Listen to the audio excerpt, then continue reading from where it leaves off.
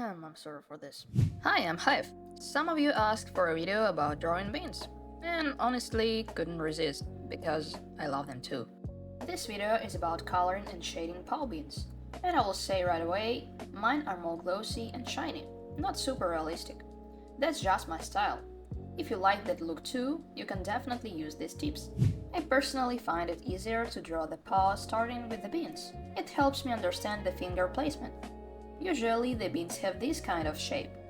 The side beans are often a bit smaller and slightly lower. Of course, it depends on the animal species. I have a more detailed paw drawing video on my channel, so I won't go too deep in construction here. Just keep in mind that you can also experiment. Dragon or lizard paw work too, and the same shading principles apply. Also, all my videos are short 5-minute tips, not strict academic art lessons or rules you must follow. I will show you two versions, light beans and dark beans. The coloring process isn't so different, but there are small nuances. Let's start with the light ones. I keep the paw color on the one layer and the beans on a separate layer. Above the bean layer, I create a new layer set to multiply. I explained this quick shading method in my previous video. I add simple brush strokes along the lower edges and a bit in the middle. Then gently blur it, but not too much. This helps define the light to shadow transition while keeping there a little air in the shadow area, where we left a lighter triangle before blending.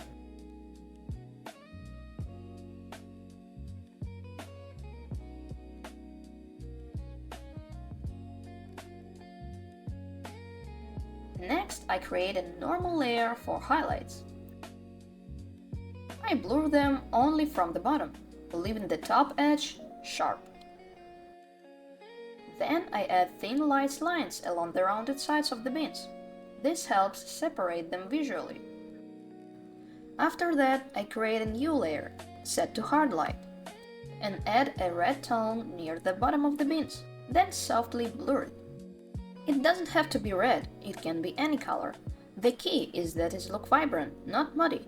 On a new layer set to Add, I airbrush a soft light yellow highlight. And finally, if you want extra juicy, glossy beans, you can add even brighter highlights on another Add layer.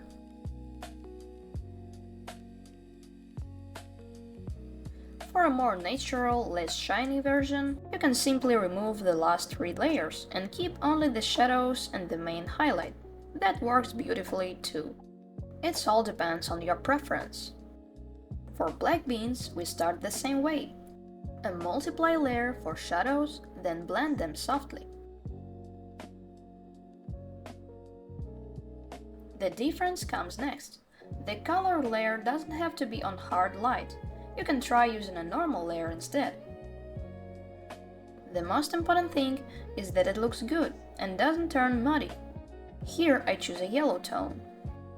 On top of it, I added a cool color on a normal layer. That subtle temperature contrast gives the form more volume.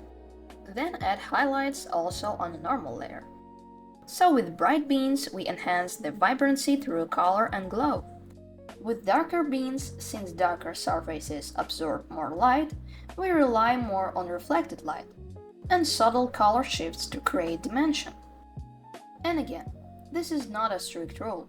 You have space to experiment. Change the colors, try different blending modes, adjust the intensity. Art is freedom. It wouldn't make sense to follow just one single video as a strict rulebook. This is simply my approach, the way I like to shade and stylize things. You are free to adapt it, modify it, or use only parts of it. And honestly, thank you for your support. I didn't expect to reach 4,000 subscribers in just 1 week. It really motivates me to keep creating and sharing more. I've actually never made videos like this before, and voiceovers are probably the hardest part for me. I'm still getting used to it. Thank you again for all the support. Let me know in the comments what kind of tips you'd like to see next. And that's the result. Thanks for watching. You can subscribe so you don't miss the new tutorials.